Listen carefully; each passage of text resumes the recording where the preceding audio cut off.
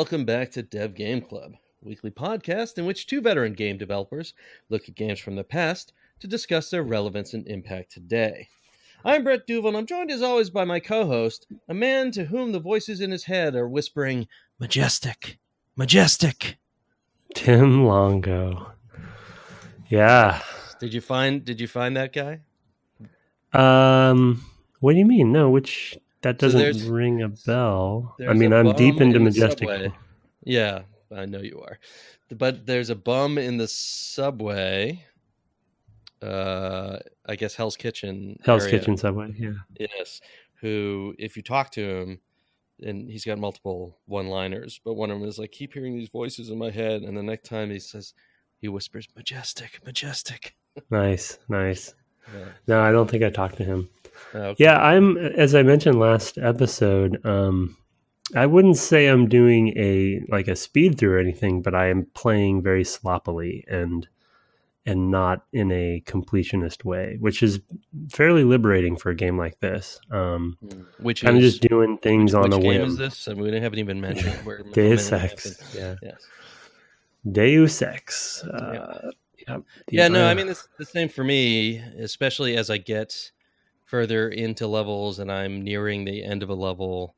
I'm just trying to get out or just trying to get past the final sort of area. In particular, there's the place with a helipad and an attack helicopter on top of it.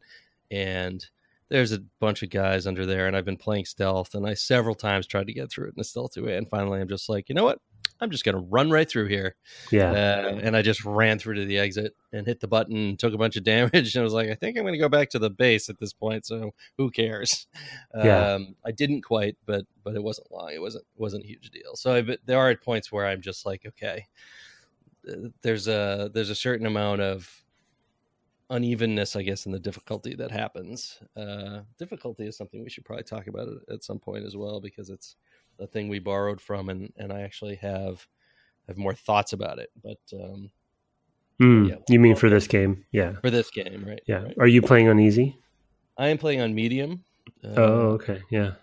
So it would be a little bit easier to play on easy for sure. Although I mean, we might as well get into it now. The only difference between the two is that higher levels of difficulty do more damage to the player, which I really admire for its simplicity. And it's something that we stole for at least Starfighter. And then people argued with that decision. And in Jedi Starfighter, that was not the case. But it was the case in Starfighter, and that's why we chose to do it that way in Starfighter. What I want to say, though, is that the difficulty playing a stealth game is difficult for many different reasons, and usually they have nothing to do with combat. It's how quickly do people see you? How quickly do they react? What do they do when they see you or react, etc.? And it's kind of weird to feel like it actually doesn't matter what difficulty setting it's on to play stealth, because you know what it's doing. You're saying, right? That because it has nothing to do with it. It's going to do that. It's just going to do the damage differences. Yeah. Because it's only going to do that, as long as I'm never taking damage, which as a stealth player I hope not to be, then what difference does it make what difficulty level it is? So it is kind of a weird. You can't make the game more difficult for yourself as a stealth player, in that way. So. I don't feel badly about that at this point in my life, but it's not something I ever thought about before. Well, it's an excellent point based on the way that this game is set up, because I mean, you're describing it as a stealth game right now, and It's technically not. I mean, it is if you play it that way, but it's a really fair point that this is multiple games in one, and having a difficulty model that would accommodate all of them probably would be pretty challenging. And it'd be interesting to do some research at some point, about what other games that have multi play styles in them, how they handle that in particular. But I'm really curious, because I suspect that I wonder if your like Splinter Cells and things like that just mix up the enemy models, because I know that there are enemies that basically look the same, but they're different sort of degrees of of difficulty in terms of what they can do, what their stats are, basically. Mm-hmm. And that's kind of how they mix up difficulty, I believe. Well, Halo does that. Yeah, Halo Right. has quite a complex difficulty. Is a pretty important part of of the Halo paradigm, and there's a pretty complex set of variables for difficulty that is maddening for designers to tune, to be honest. But it's Sure. cool because it's so flexible. But yeah, you can have different enemy swaps. Encounters can be fairly different if you want them to be, based on the difficulty you choose. But the other interesting thing about stealth and difficulty in this game that's kind of dawning on me, because I was doing a little research on the paths that I haven't chosen with the augs, with the augmentations, and because I'm playing the opposite of stealth in this round, because I played stealth in the past. Some of the augmentation choices you have and skill choices you have can help you be more stealthy, Right. and so it does kind of scale.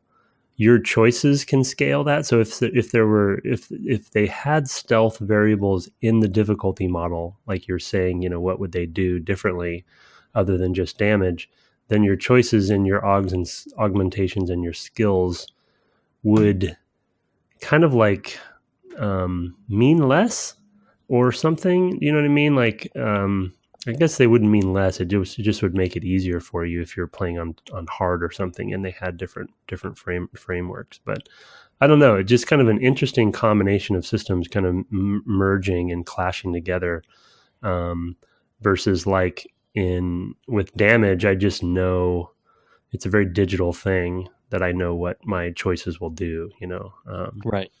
It's just more on the surface. The truth of the matter is, do you remember how we even found out about that? Does it actually tell you, or I did we, believe it was it may a actually tell you post-mortem? when you make the choice. I think it actually does tell you, Oh, either in the okay. tutorial Yeah, or on the new game or difficulty selection screen. I maybe it think it tells you does. right there. Yeah. And I think that's where I picked it up. I know it's also in the manual. Okay. But Okay. Yeah, because I was going to say a lot of times you don't know what difficulty does right. in many games, so it's like planning against it isn't really that easy to do when you don't know. And I wasn't sure if we had found out kind of via development, and so we had, a lot of people wouldn't know that would be the case, but in this case, they do know. On the flip side, not playing a stealth run, I can definitely say this game is not a good shooter.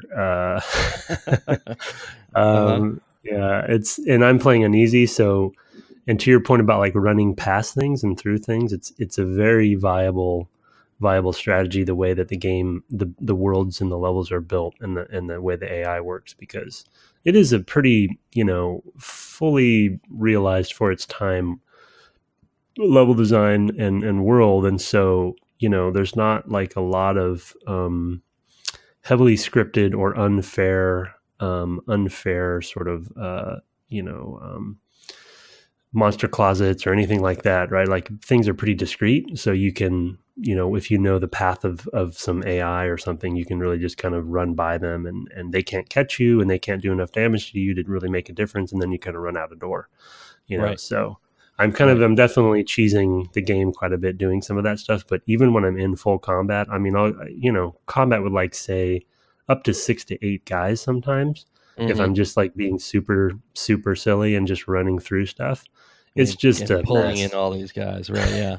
It's just Yeah. a complete mess. I mean, I still, even on easy, don't, my survivability is pretty bad, I'm alive enough, long enough to see the seams are pretty threadbare. Just the aiming model and the spread model and the weapons is just, it's just not a good shooter. Right. So I think my memory is it's a much better stealth game if you're using that stuff. Um, but I mean, Yeah, so yeah. mostly I would agree. There is stuff with that though that's still very strange. It really rewards the Leon the professional approach, which is to say you get up right and close somebody and you hit him with your cattle prod or whatever that thing is, the electric, Mm-hmm. basically a taser. If you Yeah. can stand right behind somebody and sneak right up behind him and hit him, it's often one shot. I don't really know what governs that, but I've been upping that skill to hopefully make that go a little quicker. Whereas if you shoot them with the tranquilizer darts, Now you have to evade them until they're knocked out. Yeah. So they know that they've been hit, which is unusual for a stealth mechanic to have that thing where characters delay. know that they've been hit and they respond and they know where you are immediately, Yeah. or they know at least in what direction you are, I think, because if you're quite far away, it might take them a while to figure out where you are, but they start going in the right direction. So it is kind of, I mean, that's probably reasonable from a sort of realism standpoint of, oh, I got hit in the chest with a dart. Must have come from that direction, right? That's very realistic. It's often kind of it undercuts the fantasy a bit, which I think is part of this game, right? That's often about undercutting the fantasy in some ways, because you're the badass guy, right? Working for the good guys. Well, we're going to undercut that, and I feel like that's kind of part of what's going on a lot of the time. I don't know. Well, it's not a fully formed thought as yet, clearly. It might be balance related though too. I mean, if it didn't alert you, the power you'd have with that crossbow could be pretty rough. Yeah, could be on too the much. game. Like you could really just tag a bunch of people and just like wait and hide and then just, you know what I mean, breeze your way through it. That could be it. It isn't fair. I definitely occasionally will use the crossbow, and I definitely still find it not great in the way that works. I couldn't remember. I feel like I was trying a couple different strategies, and I need to do a better job at testing this theory out. But I feel like I remember in previous playthroughs, there is a pretty surefire way to take someone out with a tranq dart pretty quickly. And I'm wondering if it's from behind in the head maybe or something. I feel like there's some variables there. I've been trying that stuff. I think it doesn't seem like it's helped or made anything ever any faster. I do have I haven't trained up that particular skill a ton. I've done like one notch or something. Yeah. So there may be some benefit there. Actually, skill ups and the points, the different sorts of points you get are probably something we should talk about, but as well today. Yeah, we definitely should. Yeah, because there's a lot of different ways that comes into play. But and it being a skill game in general, a skills RPG. It's an interesting RPG. We sort of touched on that last time about, well, you're definitely a character, and there are definitely limits to what you can do. It's not do whatever you want, but it's pretty unlimited, at least in as far as it goes. Anyway, where was I going with all that? I don't know.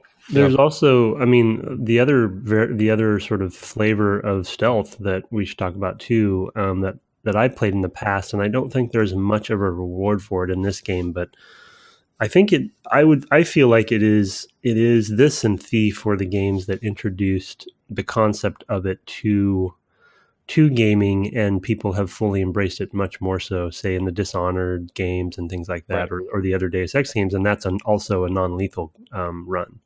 Right, that's what I've been doing so far. Okay, so you're because I'm.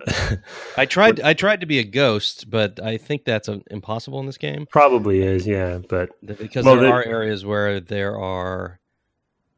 It may be at just an extremely high level of difficulty to do it. There's a point at which my patience just wears out. I think you would miss stuff too if you were trying to just ghost through, because there's certain like secondary areas and stuff that you'd need to probably engage. Mm-hmm. So you might not get all the canisters or something like that if you did that. But yeah, there's a couple. Yeah, actually, there's some story moments later on where it actually would be impossible, I think. Yeah, I'm sure that's true. I mean, there is, for example, there's the dude who's the NSF head, who's an accountant, who they have a conversation with. I don't know if you did that because you've been playing a violent playthrough, but there's an accountant in the base. In the base, underneath, in the abandoned tunnels. Right, remember there's abandoned tunnels with the mole men or whatever, the moles or something like that they're called. Yeah. There's a leader of that gang in a room that's a secret room basically, and he has the key to the bathroom that takes you out to the you have to do that. Yeah. You have to do that, and then presumably he then always surrenders, right? He surrendered to you. He did, yeah. Yes. So there's basically no way to ghost that. Right. He has to find you. So you have a number of things like that. Obviously, of course, you've got all the stuff where you show up at the headquarters and all of that, but that's different. And then later in the game, I know there's some encounters that are pretty much unavoidable. Yeah, Okay, boss-ish kind of thing. Yeah. boss type stuff. So yeah, I don't think a ghost is possible or supported, although that is often now a staple achievement or whatever, trophy, etc. in a Dishonored style game. Yeah. Dishonored and Dishonored 2 both had ghost, I believe, possible Well, playthroughs. and just the emergent quality of that is been cool. That people, it's kind of a double-edged sword, because in this game, because there's no achievements, and there was no way for them to really, they chose not to track it in an explicit way, but Right.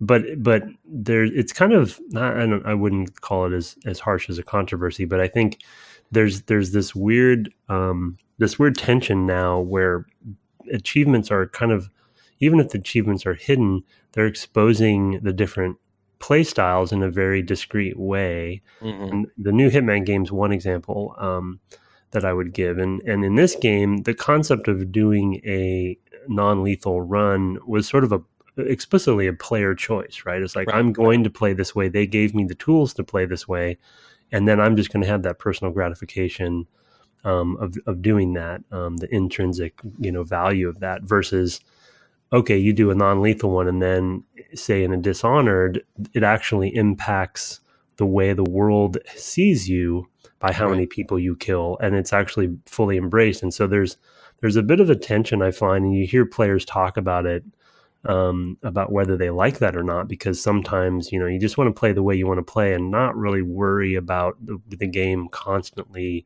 tracking you, in Sure, all the but different ways. I mean, my counter to that sort of thing is always, well, the people who go on forums and discuss this stuff are presumably a relatively small percentage of the audience, and I think a large part of the audience does kind of play it however they want to play it. That they're not driven by the achievements or the trophies or whatever. They pop up and they go, "Oh, that's cool," but they aren't going and hunting them down on sites and what have you on the internet. I think the bulk of players of a big AAA title are not going to be hunting that stuff down. I mean, I feel like that's our perspective, because that's, we have to think about it. And so we worry about it. And I honestly feel like there's probably a good 50 to 75% of players who literally never think about them other than seeing them pop up. I think it's there. I think there's a silent majority, as it were, out there of players who are just like, whatever, I don't care about that. I'm not chasing that, et cetera, et cetera. I feel like those are probably the players who aren't necessarily pushing the envelopes of what you can do inside of a game as well, right? Because they're probably not as dedicated players. And so they're not going to play something multiple times and say, I wonder if I could do this. Though I will say, playing this, to bring it back to Deus Ex, playing it this time, there was a particular section where I stopped and was looking at a thing and was wondering, I wonder if I could do this. I wonder if it's possible to solve this problem this way. And that was the hostage situation in the Battery Park or Hell's Kitchen subway, right? Where there's the room with a couple hostages and all the TNT everywhere.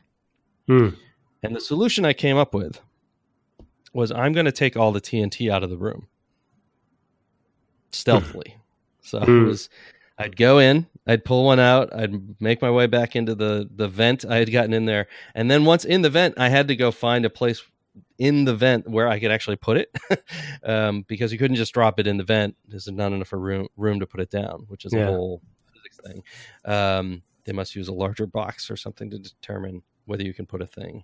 But there were places where there were ladders and like puddles and things like that. And so I was like going all over the sort of warren of mazes down there and dropping TNT boxes in places. it turned out that I couldn't really do it all the way fully stealthily, or it would have taken the kind of time I really didn't have. So because we're kind of playing at an accelerated pace, but I was doing pretty well. I had gotten maybe 4 or 5 of them out of there, and there's only maybe 8. So I was doing pretty well. But the remaining ones, I was like, ooh, that one's going to be tricky. I don't know. Because I'd have to distract them or something like that, I think, to have pulled it off. But I do, as a player, I love games where I have that opportunity to come up with some weird, I wonder if this will work. And that's maybe the magic of a game like this. That's what this game, I feel like, is built on, and is the culmination of a lot of the stuff of games dabbling in this area before, like we talked about last episode. Yeah, my only slight counter to your counter, when it comes to the mass market side of these games, is there are cases in this game, and I would use Dishonored as well, where they actually they punish you for playing certain ways. And they're ways that any player will probably find. And in this case, like I said, if you kill, if you are playing, I mentioned it last episode, but there's some cases if where you're playing basically as a ruthless killer, you're going to have them. They're going to comment on it, talk you down, right? They're going to be like, "What are you doing, man?" Yeah, exactly. They say you're playing. The way that the voice lines are written in this particular game is it comes off as you're playing incorrectly. And then they also don't even they don't reward you with the same items that you would want in a way to disincentivize you from doing it, to continue to do it. And so you have, in the case of that one,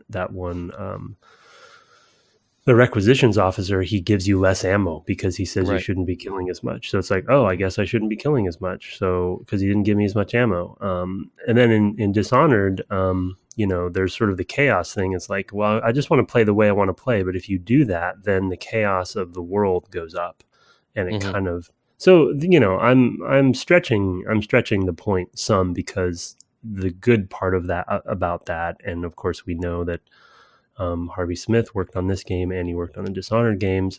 You do want repercussions to your choices as well, and that was how they chose to do it in Dishonored, which is cool. Like, okay, you're going to play this way. Well, there's going to be some consequences to that that are reflected in the world. So, I would still rather have that than not have it. It's just an interesting dynamic, is all I'm bringing up there. Yeah, no, absolutely. I mean, I think these are designers who have read, Julius Caesar or whatever.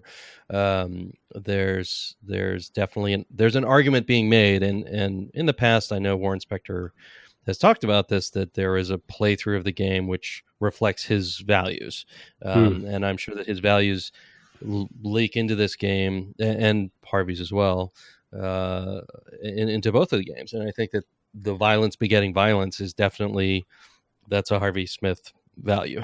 That's a belief that he has, is that if that's how you're going to achieve your goals, it's going to come back to bite you. It's cool. It's a fingerprint. I mean, it's very different than, say, just to pull in a different franchise with a sort of similar moral flexibility. But the Infamous series is not made by any of these folks, as far as I know, and yet it has the same sort of moral dilemmas as far as that goes. But really, the narrative stuff, it doesn't affect you one way or the other. The world doesn't get more deadly because you're killing people. You look worse and grosser and all that stuff. You're sort of got that evil flavor that you would have seen in a Fable, for example. Which is kind of another game that's kind of similar in that way, or another series. But you ultimately, there's basically one scene at the end is like, oh, and then I went back to my home, and they threw me out because I'd become such a bad guy. And it's kind of like, well, there's no mechanical differences really. So in terms of what getting that sort of negative impact, like, well, you want to play that way, fine, play that way. So it's a different approach. I tend to prefer the feeling of the effects in a grander way, systemic way, that appears in these these games, the games of this specific lineage. So Yeah, and it's pretty like for this game in particular, for the era that it came out in, the numbers and especially the number of permutations, especially as you get farther on, as I've finished Hong Kong and at this point, and the number of permutations about that my choices have impacted are starting to be pretty interesting. Because there's entire characters that you talk to at points that kind of fork their sort of paths as well, and so they could be with you or not with you, and there's multiple characters, and so to track all of that stuff across the game in kind of an interestingly structured game as well, though it is ultimately linear from a macro perspective. You get this sense that there's a lot of intertwining paths from a level design and world design perspective, but just the fact that this character is standing here now, and it was based on a conversation I had 5 levels ago, or right. whatever, and then just tracking, doing certain things in certain orders, because I definitely tested out some of that stuff in Hong Kong because it's a pretty complex level, and they tend to. I only found one what I would call bug, based on a way that I snuck into a room kind of indirectly and then kind of walked out of the room, and a voice line played that was accounting I've for had me. that happen as well. I think in the Ton Hotel or whatever they called it, the Hilton, the non-Hilton. Right. I had that happen as well in a really kind of weird way, where JC basically said, "Oh, I rescued the hostages, but I hadn't. In fact, it was still a goal. I'd rescued 2 of them. There was a third one I hadn't found yet, and it was just an edge case that was not quite covered properly because then I never got the other voice line. Yeah, I think each level probably has some weird quirks like that. There was a password that I presumably had found. It was in my notes, but I couldn't give it to go through the underground in that level as well. It was the password was righteous, I think, and I had found it. And I don't know if it's that I had talked to that door or hit that button before I found the password, and now they always thought of me as a police officer or something like that. I don't know. I mean, maybe that's what that was meant to say, but it's not clearly communicated. So it just comes off as like, oh, that's bugged. It might have been explicitly meant to be that way, but I can't tell the difference at that point. So yeah, that was an issue. Yeah, it's interesting. We should probably go into branching and upgrades and all that stuff as well. The actual topics that we had in mind for today. Yeah, we're just getting that. I mean, I have a final point on the sort of permutation challenge. I have a primary objective from Hong Kong, and I just finished Hong Kong that never completed itself. Mm-hmm. And I'm into the next level, and it still says I have to do this thing that has nothing to do with where I am now. Right. So I have a feeling I'm going to have that primary objective in my might have it till the log end, for the end. That always used to drive me crazy in RPGs generally, of like some Baldur's Gate thing that you're never going back. You have passed a point of no return. There's a new chapter or whatever. You literally cannot complete this. Oh, sorry, it's just going to sit there nagging you for the rest of your play. Yeah, I mean, before we go on to the branch or the other topics, the last thing I want to say about sort of the different playstyle stuff, and just my comment about going fully back to not being a good shooter.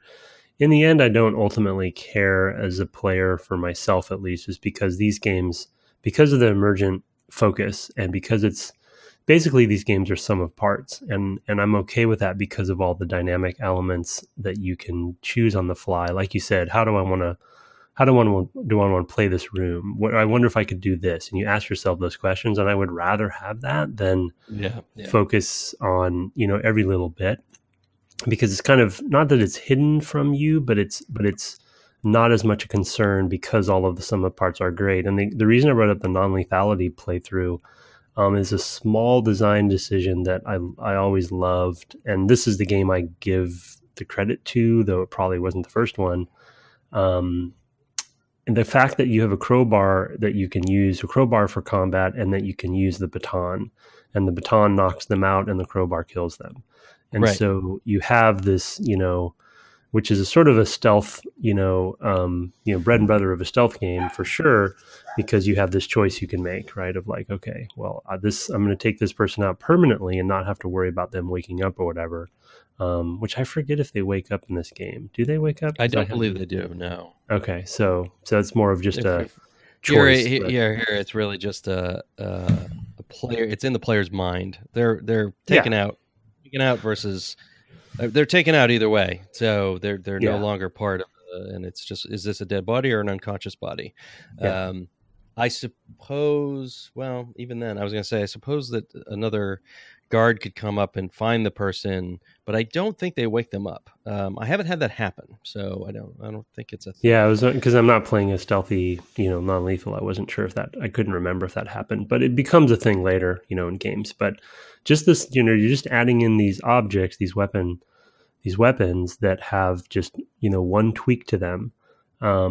And it systemically works with the emergent design of the game, and it's just a player choice thing. But it's a pretty simple thing, you know what I mean? Mm-hmm. Pretty simple example. And then you obviously, with the crossbow, you have the ranged equivalent of that stuff. But even the crossbow has lethal darts and non-lethal darts. Right, that's correct. Yeah, and it's just silent or not. Right, you even get a silent pistol if you want. That's correct. Yes, there's a silent pistol versus regular. Yep. Yeah. So. It's really, it's cool in that regard. But let's talk about. I want to come back to some level stories. So I want to ask you more about the hostage situation. But let's talk about augmentations and skills. I guess that's the hard choices, as we were talking about in pre-show. Yes, this is an early game that has sort of non-class play, but still sort of has hard decisions that you're going to make about what you're going to do. I mean, it's pretty unusual. And these days, to have a game where you're going to lock off a whole nother choice. I think even the new Deus Ex games, you don't have binary choices for augmentations. I may be wrong about that. I don't know. I can't recall because it's been some years. I didn't play the latest one, but I did play the one before that. I may be wrong. They may have kept that, but it would stand out. You play a Far Cry game, for example, and ultimately, even though there's this big splits between this style of play versus that style of play, ultimately you can fill out the whole thing and have all the skills. This is an early choice to just fork the player at multiple points to at multiple parts of the body, basically, eyes, arms, torso, subdermal. I can't remember what the feet, maybe. Legs, feet and legs, maybe. So at least 5 or 6 that are hard choices to make when you get them.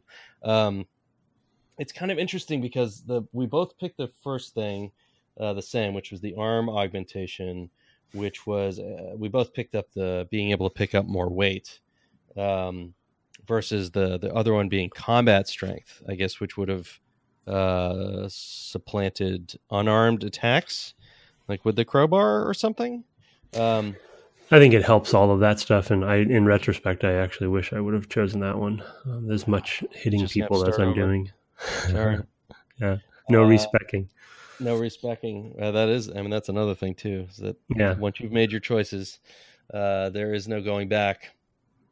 And it is interesting to me we picked the same one there. It's also interesting that you have to turn those things on to be able to lift more stuff. I kind of love that.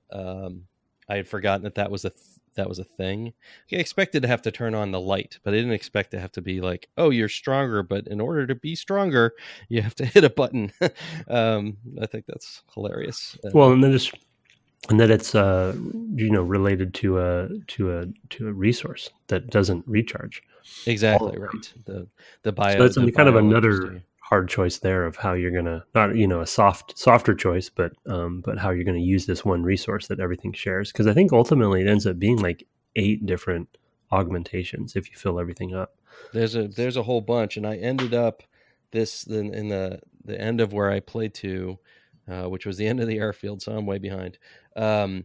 I accidentally left on my strength because I Yeah, forgot, that happens. and I Yeah, did that whole cutscene thing, and so basically I had no opportunity to turn it off, and I came out and I was almost out of the yeah, bioelectricity. So, yeah. oh no, and that's a thing that can happen, which is kind of amusing. It's very it's that in and of itself is very different from other RPGs. Because RPG skills tend to follow the D&D model, which is, well, you have enough to cast it, so now it just does its thing for as long. It's more of like, oh, you've chosen to do it, now it just does it for some set amount of time that it does it.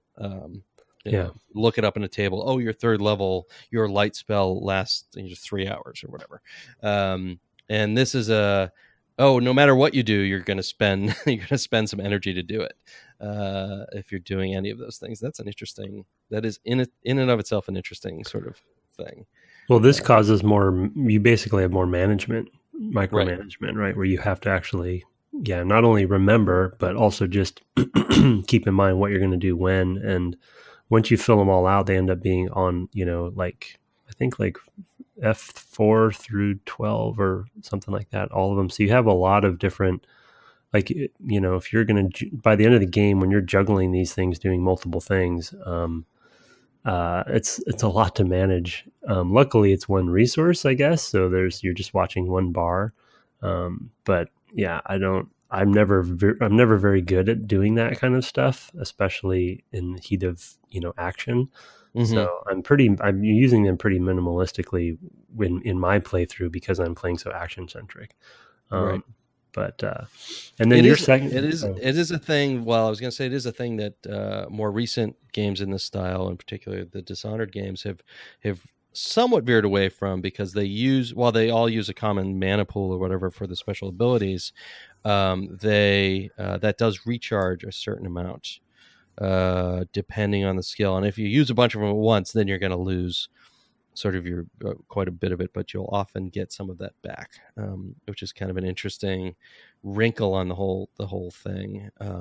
That was one thing I kind of wanted here, a little bit of just, I'm always going to have enough at least to turn on my light for a short period of time, right? That would be a useful thing. Yeah. It's always going to recharge enough that I could use my light a little bit, never mind all the other things I might be able to do. But in a game that has so many dark spaces, I often find myself putting on the light, and for whatever reason, it doesn't want to adjust the brightness on my on the laptop that I've been playing it on. So I'm basically stuck with this level of darkness, and I need to use I can't see the spaces well enough without it. So I have to use the light frequently, and without being able to recharge. That's a frustration. Yeah, you were going to ask about the second one. Rendering's pretty unforgivable. I was having the same trouble. I actually upped my gamma just on my monitor some, or on my video card, just because it was a little too out of hand. Maybe I can do that. I wasn't sure if maybe something was going on just because it was an older game with my card or something. But yeah, I mean, so yeah, for the second one, you just got your second canister, and we also have to talk about the upgrade canisters separately too. Right. This is still an era of I would say strongly in the era of collectible resources in general, because we have this resource that uses up the augmentation energy, the bio energy or whatever. So I'm just hoarding those things at this point because they're so critical. And I have way more than I probably need, as always happens to me. But same thing for health in this game too. Although you do get an augmentation later where you can actually recharge your health. But then it uses bioenergy, of course, to do that. So it's interesting kind of combination. But yeah, so you got your second canister, which I think is ballistic protection versus EMP. EMP damage, right? And as a stealth player, my fear is that I'm going to walk into a room that's trapped that I'm not going to see and take a bunch of damage from that. And so I went with the EMP protection. I don't remember enough of the late game to whether that's going to matter all that much, although I've already run into an EMP trap, which I tried to disarm as soon as I realized it was there, but I wasn't quite fast enough. So I ended up taking that. I don't know how I'm going to end up feeling about that. I don't know. There's been an area that had a lot of electrical stuff electricity arcing through it that I didn't go into at the airfield. That I was wondering. I wonder if that would help. Oh yeah, for electrical damage. I don't know if it does help electrical damage versus Just plain EMP damage. EMPing. And I guess EMPing will only basically affect your augs, right? I don't think it It does drains your damage bioelectric. to you. Yeah. Correct. Right. It's That's what I interesting. don't want to have happen because it is it's a pretty precious and limited resource. As we were Yeah. talking about in pre-show, there's not the little candy bars and sodas and whatever lying around that help your bioelectricity. There's no equivalent for that. Yeah. That's purely the little bioelectric batteries that you can find and the repair bots, I Yeah. guess, that heal that. So it is far more limited. Kind of reminds me of Link to the Past.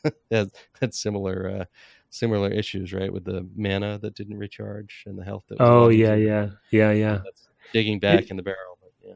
It's interesting. Yeah, it'd be interesting to see how late game changes for you because versus myself. Because I do have a vague memory that some of the late game levels get pretty crazy as far as the enemies and setups, and I actually might be at a disadvantage at that point because I'm focusing on, and we You'll should be talk able to about. use heavy armor or heavy rockets and things like that, I think, at that point, if you want. Well, yeah. So that's yeah. I mean, we should talk about skills maybe now too as another subsystem for them. But so far, I've focused on rifles, and I haven't done any heavy weapon stuff. So I'm kind of reconsidering that a little bit.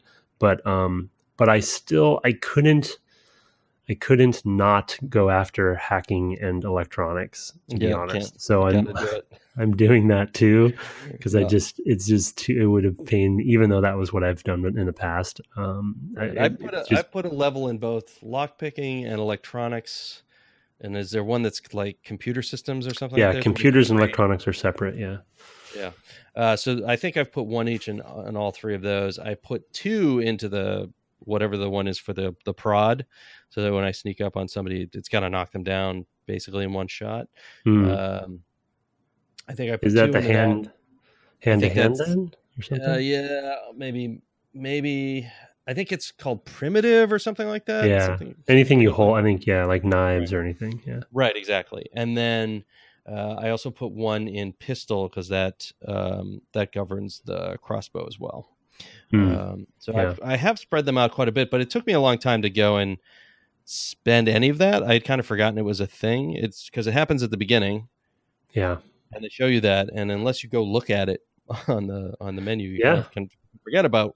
Oh, they keep giving me these skill points. What are those for again?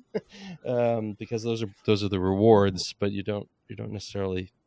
If you're not playing sort of continuously, you may have forgotten. Oh, Yeah. It's that's not, you're a not in thing your you can face. spend. Yeah. Yeah. And and you can do it at any time, which is also interesting. And the As point, opposed to the Augs, right, where you have to use a yeah. bot or whatever. Yeah. Yeah, it's a weird counter systems there. It's the skill system is still funny to me because it's so, I don't know, the points based system is so odd. And of course, like you mentioned, Dishonored and stuff where they basically have kind of distilled that down to just, a point. You get a point here, a point there, right? And just how Right. many pips do you need versus like doing the math on things. It's just a funny, I'm to the Yeah, point where it is a weird thing, and I'm pretty sure they're all just. I feel like they're all just multiples or just some specific step up for the next level costs 3,600 no matter which one it is, right? It's kind of weird that way where you're like, what is the reason point? for, yeah. It's a weird thing. I don't know if the math is the same linearity for every skill though. I It's feel possibly like not. some are more expensive than others, but I could be wrong on that. But like I think I have 3 of the 4 levels in I think maybe electronics, and the last level is like 6,000 points. So it's like seems, from where I am in the game, it might be very unlikely that I actually max that out. I think you have to pretty much commit because I did put 1 pip into pistol as well. and then lockpick. So I kind of wasted a little bit there, but Mm-hmm. the others I've been concentrating on. But yeah, it's just funny. Well, then the other side of it is that it's it's we've talked about this. I can't remember which game. I feel like we talked about this before, but it's the weird tension you feel with not playing completionist, Mm. um, and comparing it to the way that you want to skill yourself up and feeling. Because if you don't go looking, because there's a lot of secondary objectives, there's secondary areas, you get exploration bonuses if you go and find these secondary areas that have nothing to do with objectives, and then you'll get skill points for that. And so if you're not scouring the levels, you're actually going to miss skill points by the end of the game. But again, that disincentivizes people who are just kind of playing however they want to play if you're not Right. being a completionist. And so those systems kind of clash a little bit there. The level design and the world design and that system, I would say, clash a little bit because you're kind of punished for not trying to look every little place. And so in a Dishonored game, for instance, I believe in those cases you have the heart, right, that can tell you where those things are. Right. So if You you do. want to go get full skill trees, you at least can go set a goal to go do that. So maybe that was an innovation, you could say, to clarity for players who just Well, I want to think know where they have to I go. think part of it too is that here there are, well, and this would be true of Dishonored as well, I believe, but there are basically conflicting ones. Yeah. So, for example, if you take out in the hostage situation, if you take out all the terrorists, presumably you get points for all of that. Whereas if you do it non-lethally and you free them without firing a shot, you get a different one. And I found Yeah. that to be true in a couple of places. That was also true in the one where you can sneak in behind the soda case. It's maybe the second level. It's In the right before subway. it's right before the subway. It's where You you have to came, go to find the first ambrosia green thing. yeah. You That's came before. in through the soda case. Wait, the soda case. Maybe There's I a soda didn't. machine that you can hack and open to go into I there. didn't. I didn't do it that way. I Yeah, don't you don't have to remember. do it that way. Yeah, Okay. Yeah. you Yeah. can you go more straightforward. That's the castle, I guess. You can Oh yeah. basically Yeah. Hmm. you can go under the castle through a secret door, basically. Yeah. And you can use a couple multi tools, or you can talk to a kid and he'll tell you, "Oh I yeah, did. this is Yeah. the code," Okay. I and stuff just like didn't that. realize that's what I was doing. Maybe, but Yeah, I yeah. think I did do that. Yeah. Oh, okay, yeah. But then you probably killed everybody along the way. I did. Yes. There is a way to do that part that is non-lethal and ghosty. There's a place that you can go and you have to. There's a computer somewhere. Basically, you can go and hit the I win button. I can't Hmm. remember where it is, but yeah, you can do that. So yeah, I just for the record though, like my playthrough is paining me to do. Like I, it's going against every part of my being to I play know. this way. It's just So well, not how speaking I. of let's talk through sort of some of the level stuff. I guess at least up to the Yeah, yeah, hangar, I do some. Yeah. the 747 and all that stuff. Hmm. I'll tell you the hostage thing because that Yeah, one was so I interesting. don't remember you were talking about the TNT, but I don't remember where that was in the hostage situation. So there's the Was it in the final room where hallway? the hostages actually are, and there's a train down there, and it's a room that has this electrical Oh, field. okay. Yes, yes, I remember now. And Yeah. if Okay. you don't disable that thing, I guess you have the EMP grenades to disable that so you can go through. If you trip it trips all the TNT. Yeah. And there's like 8 or 10 boxes in there. And I was trying to take them all out. I didn't know what would happen if I like what was going to happen? Were they going to blow up anyway? They just wouldn't be Yeah. near anybody. So what I ended up doing though is I went and I opened. I went all the way around. You can go. There's a tunnel that goes behind that whole area to the far end of that room. If you're coming in the front way, so the far end from the sort of head on, you can basically go to the back of that room, open up the subway using a control panel, the train car, Uh-huh. and then if you stand up and talk to the hostages, they just run out. They run out. Yeah. They just leave. and you That's can cool. hide again and go right back and disappear. And the guards never even know. And the guards don't even know. And it just, Interesting. you get the radio transmission from Alex, I guess his name is, to Yeah. but I had done all that. I'd been in there a long time trying to move the TNT out, and occasionally alerting the guards, and they'd be looking for me, and then they'd have the barks of like, oh, I guess there's nobody here or whatever, that sort of thing. But the reason I was laughing is I just feel like watching that scene in a movie, just of this hero who's just taking these TNT boxes out one by one and sneaking them out, or just making a Deus Ex style movie of just showing how this player is trying to, this character is trying to, subvert the systems, but in a totally time consuming way. It's just hilarious to me.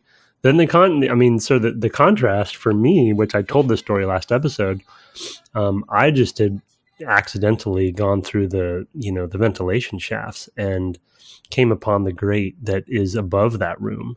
And as I said last time, I just opened that grate, dropped into the room, and then just bashed everybody with crowbars running around like a crazy man. And of course, the AI isn't good enough to really know exactly what to do with me when I'm doing that. So they're all running in circles. I'm running in circles, and I'm just swinging wildly.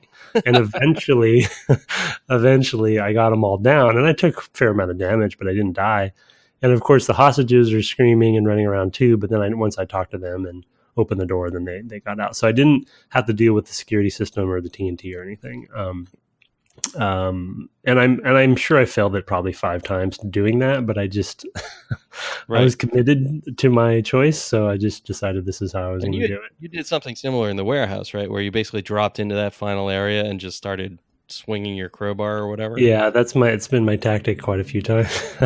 So that area took me quite a long time, because one of the things when you play stealth is that you often fail and learn something. So it's like fail in order to figure out where to go next in a stealth playthrough, which is a thing about stealth games, most stealth games, and Mark of the Ninja is the notable exception. That drives me crazy is that it's very difficult to do them perfectly without failure. Like you can't even imagine it, because how are you going to find this thing unless you charge charge into this area? So there's a section there where there's some Dobermans and guards below, and I tranked the Dobermans and then I ended up basically having to jump down there to get down to where the Dobermans were, to be on the side where the humans weren't. And then I walked around the building and discovered, there's a ladder up to here. And then there's another ladder up. That's one thing that's really hard to see, is that the ladders down are very difficult because they don't stick up at all, which is kind of a weird choice. But it makes it very hard. That's a good point. It makes it very hard to just visually examine an area and figure out your path, because you have no markers of, there's a ladder here, there's a ladder here. Yeah, that's a good visual language tip for sure. Yeah, it's a little thing that you don't think of, but in a way, like probably they didn't want to necessarily spend the polys on it or something. But it's actually pretty useful. They're basically, the ladders are flush with the wall and they don't stick up at all, and even just getting on them is kind of weird. But I remember ladders just being wonky for a decade after they were introduced. The number of times I've fallen off of ladders or fallen down trying to get onto one in this game. Oh yeah, tons of times. There are still games that don't do ladders. I'm not going to name names, but for all of these reasons.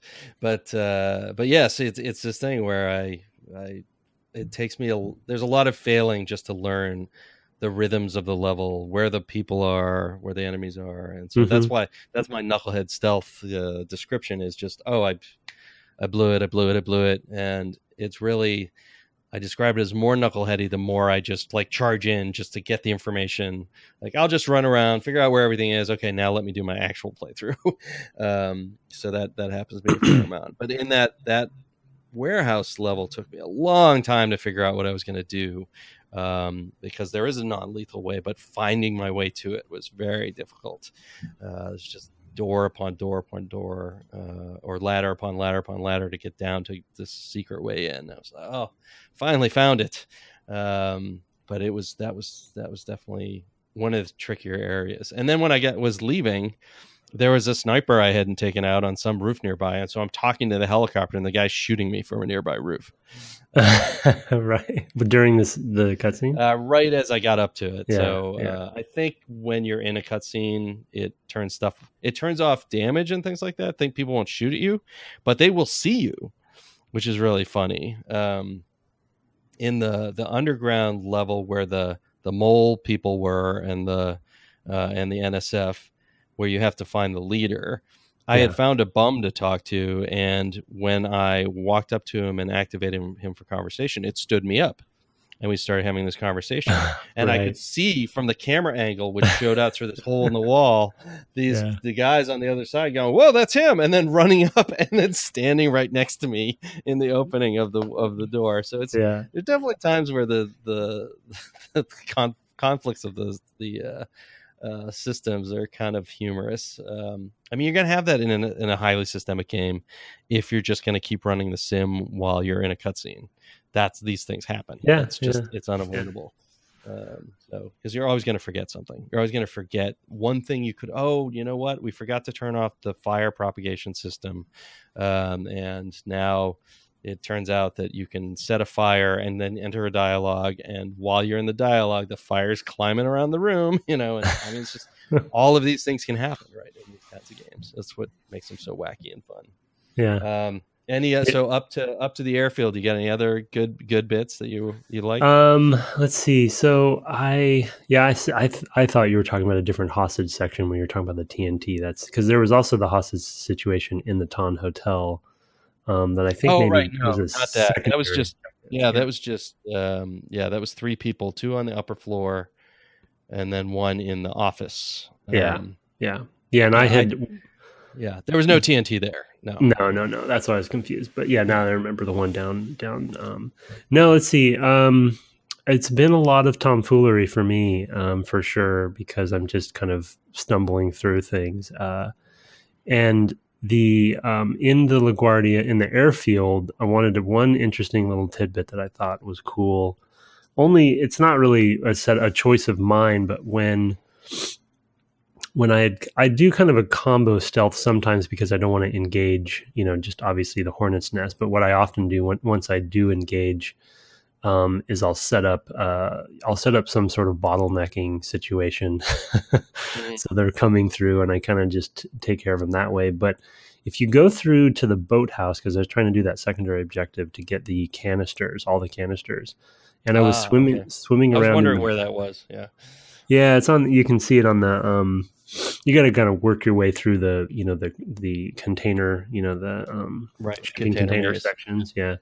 But I had found the boathouse, found that container or that ambrosia container, and then noticed there was stuff in the bay, like in the water. And so I jumped in and was swimming around, and then found this pipe down there. And then I went into the pipe, and it had just enough air.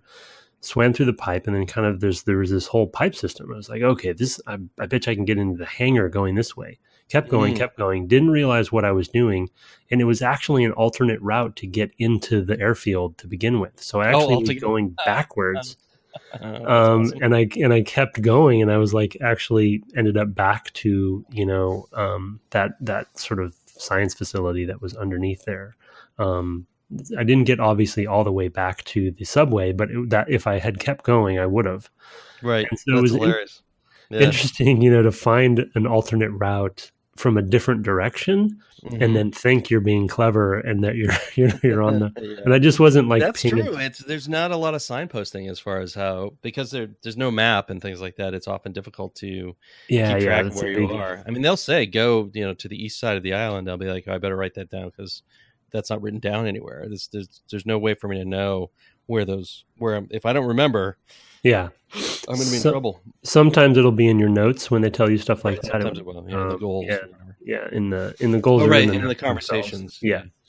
So I guess you can track it down, but you have to go back. And sometimes they have the the title cards come up, right, when you enter a new area. And I don't remember if that was happening in this case, but I wasn't reading them, and I just missed them. But anyway, it's a funny little moment there. But yeah, I mean, as far as like my playthroughs, it's just, it's usually just triggering. The gas grenades are really valuable for the way that I play, because I bet essentially you can stun a group of guys, right, and then just pick them off that way, because they're kind of stumbling. I don't know if the gas kills them, because they're it's terrible for me to say this, but they're never alive long enough to see if what'll happen. Yeah, but in that warehouse area you were talking about toward the end there, once you kind of trigger everybody, I was using gas grenades there. So I had one other thing that was kind of amusing systems, and that was, so in the airfield you get through that gate into basically the final little guard building that takes you to the actual 747 hangar, and there's, I believe, 2 guards in that building.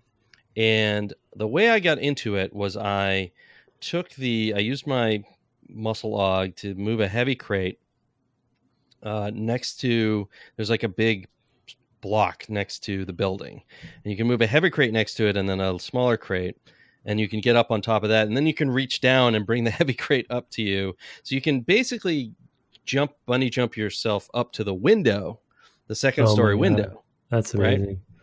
So I did that. You have to break the glass to get in, and breaking the glass brings the guard, or at least he comes and opens the door. Now, for whatever reason, and this may have just been, my guess is that their engine did not treat windows as a thing that they could actually see through, and that they didn't update the visibility when you broke the glass. So I'm basically standing in the window, and a guy opens the door and goes, "Huh, guess nobody's here." So I jump in, and the door's open, and I'm like, okay, well, let me close the door and figure out what I'm going to do and search this room and stuff like that. There's some like lock boxes and things like that. So I shut the door. I look around the room, and then I go to open the door's locked because I just shut it, and it's a door I didn't have the key for and all of this stuff. So I had to make more noise to get the guy to come back and open the door for me. And so he did, and he came in, and I prodded him. But I accidentally shut the door again. So now I have to make even more noise because the other guy's on the lower floors. It was just like this comedy of like, am I gonna ever get through this door? That was a great. But the fact that the tools are there for you to deal with that is just. I mean, I always could have gone out and come around a different route, so it would have been possible. But just like I'm like picking up this metal box, like, will this make enough noise? Where do I have to throw it in the room to make enough noise to bring the guy? It was pretty fun. Of just I was putting it on the bed and trying to climb into the rafters, but there wasn't quite enough space to jump, and I was trying all different sorts of things because you can see that the geometry is not closed up there. So there's lots of stuff I was trying to and I was really finding the edges of the simulation there as well. So it's just the fact that it's possible, though, not that you have to do it and that it's right, an A bug or anything, but the fact that you can you have a plan and be stubborn and just kind of keep pushing against that plan. The picking up, one other thing that I've been using those big boxes for, that because we have that aug, that those are pretty valuable just to mess with the world and the AI, because I'll pick up blocks, and I have a story I'll tell in Hong Kong next time when we talk about that. But there was a section where I just picked up a block and just carried it for quite a ways as almost like a shield / blocker. And then they just the cameras and they just can't deal with you. And so it's a good disruptor to things. Probably, I don't know how intentional it was for them from a design perspective, but it's a good disruptor to the systems. Right. It feels like the sort of thing where you look at it and you go, well, that's not really what we're going for, but it's kind of funny. Kind of why not? And you leave it in. Yeah, why not? If somebody's going to find a way, something to do with this. It's not worth the crazy level of effort to make the AI deal with it in a reasonable way. At the time, I'm not even sure they could have. But yeah, I love that stuff. So, all right. Do you have anything else you want to grab? The last quick thing I want to mention, and then we can close down. And it kind of relates to your point about like, investigating the area through stealth and then kind of finding your optimal path and then kind of playing it the way that you intended to. Something that I feel like we took a little bit for granted in this game versus, say, I believe maybe Hitman 2 didn't have, what was its save system? I'm kind of thinking of a game around the same era, but the concept of discrete saves and save anywheres for this particular game is almost like a critical system for how the game works as well. At least the way that I think both of us are playing. It doesn't have to be the case, but if we didn't have that ability, say it was checkpoint based, or say it was, and I think in Hitman's case, it's sort of like start a resource, yeah, or some games of this era, it was a la Dark Forces, which is earlier, I guess, but you're starting the whole level over. Right. So kind of the sense of exploration and the sense of experimentation kind of directly relates to something that you don't typically think of as a system, and that's just the save system. Yeah. Yeah, no, it's a really good point, that just being able to hit, for me, I guess it's the plus key on the keyboard to quick save whenever. I mean, I mostly quick save. I'm mostly just like, I'm going to go knucklehead around here. I'll just quick save, and then I know that's where I'm going to go back and figure out stuff from. There's been a couple times where I've been worried I might be in a little bit of trouble, so I've been starting to, like, when I load it, when I get into a brand new area, I'll make an actual hard save that's like a named file on disk, instead of the quick save, which just keeps replacing the same slot. Because I get worried that at some point I'll be like, I missed the thing. And I have too much anxiety over that, so I have almost all discrete saves. I just have just a crap load of them, but it's something I wanted to mention. Well, I've saved like 100 times, so it's not, I'm not going to give you a hard time about it. But it just wouldn't allow for the experimentation in the same way, at least as easy as it would be, to fool around with an emergent game and the emergent systems. And I feel like the game would be completely different without it. So I just wanted to quickly mention that before. No, that's good. I mean, it's a good point. In the TNT room, after I'd get each TNT, I'd go, okay, let me save. Yeah. I got 2 of them out. Let me save and see what else I can get out of there. And that's a good point. I guess there's an argument that people could make that more unexpected, crazy things would happen if you weren't saving, because you just would have to commit to whatever occurred. If you messed up or if something weird happened. But I still think it would be frustrating. I think you play super conservatively. There's a good paper about this paper. I don't know. It was pretty long, I think, that Ben Abraham wrote. It's probably more than 10 years ago now, but it was playing Far Cry 2 as a permadeath game. He was going to play it. He was going to play it where I'm going to play until I die, and how that changes how you approach everything, especially in games. I mean, that's a lineage of this to a large degree, and I would say, and not with so much the RPG stuff, but more the sense of consequence and the sort of morality, the put quotes around real world setting, but that sort of stuff. But yeah, he leaned into that. So that's, if anyone wants to track that down, I think I'll try to find a link. Before. I may have mentioned it in the past. Yeah, it's really interesting. I know Ben a little bit, so I will throw that in the show notes if I can track it down. Otherwise, you're on your own. All right, so let's wind it down. We have no email or reviews this week, so we're not going to read those. So we've kind of been going a little bit longer on our discussion, which is also fine. But if you would like to send the show an email, just shoot that to devgameclub@gmail.com. We love to have your letters and read them on the air and discuss your questions or comments or whatever. So that's great. And then Apple Podcast reviews are a great way for us to reach out and reach new listeners. And so if you have a moment to throw one of those our way, we would also appreciate it. You can find the podcast on Twitter at DevGameClub. I monitor that, as well as my own personal account, which sometimes not, at Brett_Duville. And he's at Tim Longo Jr. with a JR at the end. I'm going to throw it to you to tell us where we're going to play to next time. We were trying to get up to Hong Kong for this session, so Brett has a little catching up to do. And so this next session, the third session, we'll do up through Paris, essentially, through the Paris Cathedral, getting to Vandenberg is the start of the next level. So stop there, and then we'll have essentially 3 sections after that for the final one. Okay, sounds good. All right, well, have fun playing games this week, and good morning. Good morning.